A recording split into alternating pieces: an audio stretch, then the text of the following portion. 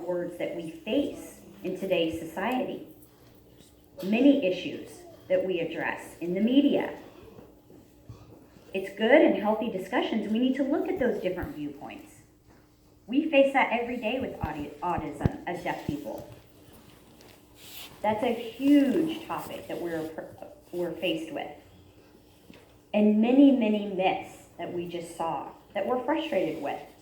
The barriers that we face, the dead ends. But we as deaf people keep fighting on a daily basis. It's ongoing. Next slide. So that leads to systematic autism is a profit-driven industry. The whole system. Economic motivators.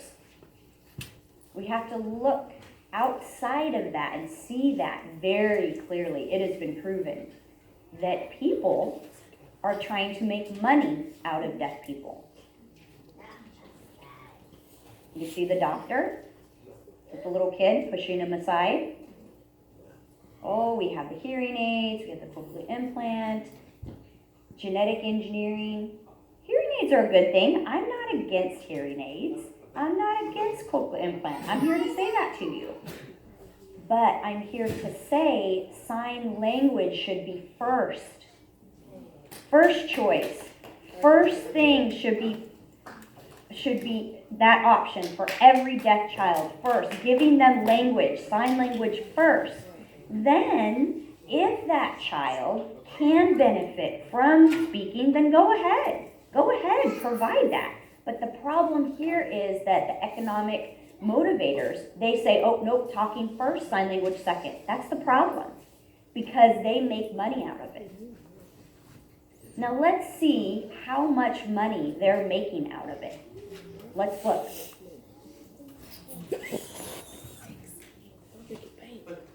Millions and millions of dollars.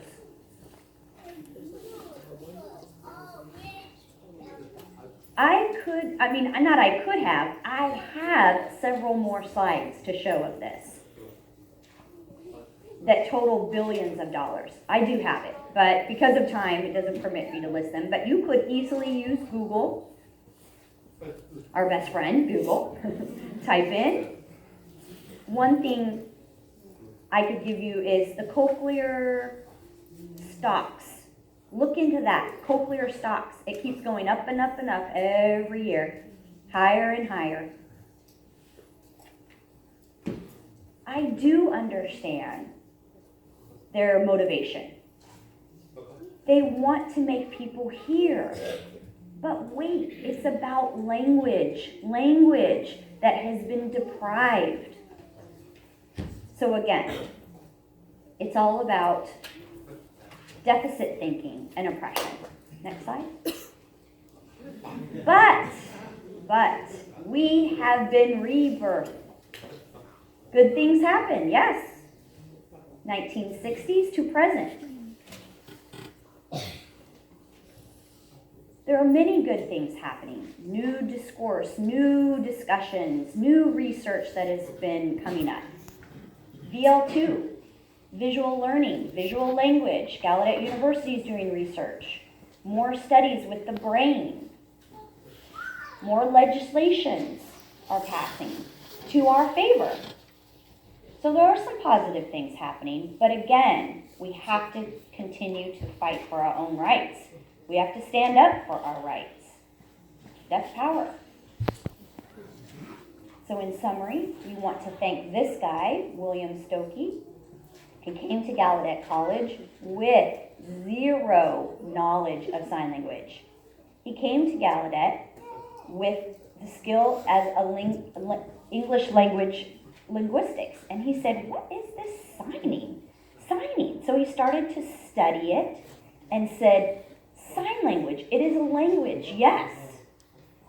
Grammar, structure, it has all of that. Guess what? Deaf people argued with him. They said, no, that's not a language. They actually argued with him.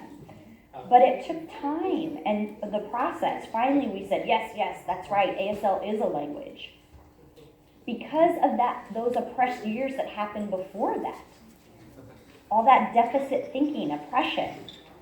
But we finally felt empowered after this, thanks to him.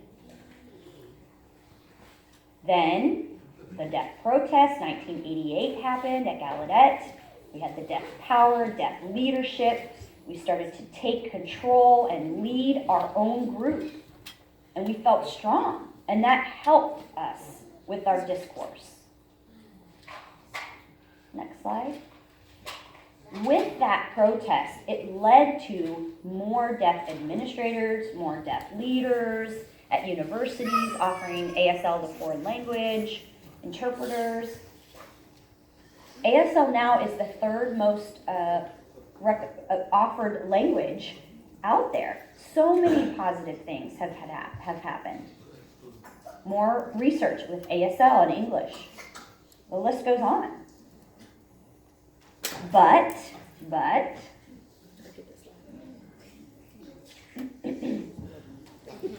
now about 71% of families of deaf children do not sign all over the country. They don't.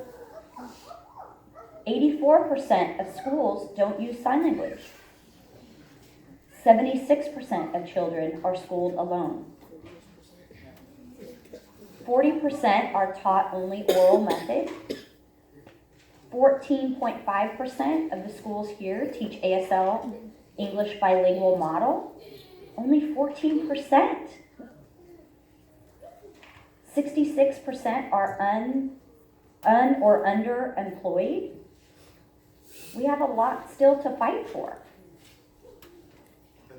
Cochlear implant is still on the rise. Like I said, cochlear implants are fine, but it's the approach that they are taking, the approach that they say, what they say to those parents, and we need to fight for that.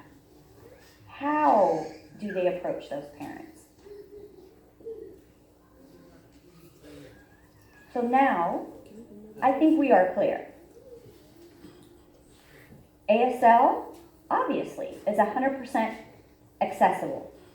I've worked here for 24 years. No, not 24 years. I've been a deaf person for 52 years. I've never met a person who has learned ASL and says, I failed. I've never. I always meet a person who is learning ASL, they say, wow, my life has gotten better, it's improved. I've never seen a person decline because I learned ASL. ASL is 100% accessible.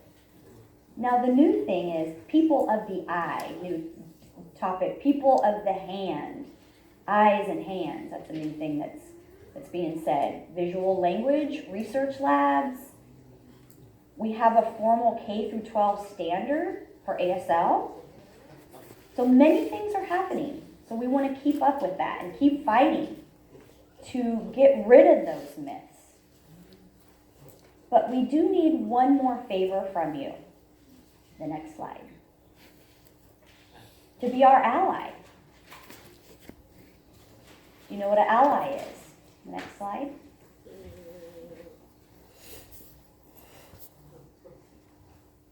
I know I could probably guess that you are our allies, but I need you to stand up for us.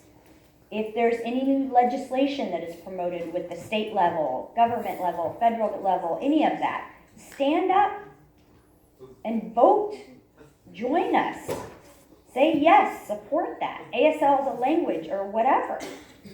Or if the cochlear implant company, stands up and says something, say no, you make sure you're including sign language. We need you to do that. Not only that, to stand up and vote, but for you to tell your friends. Tell others, spread the message that we need that. The numbers, we need the numbers. That means a lot to us. Okay, we're going to have a short 45-second video, and then we'll turn it over to Q&A.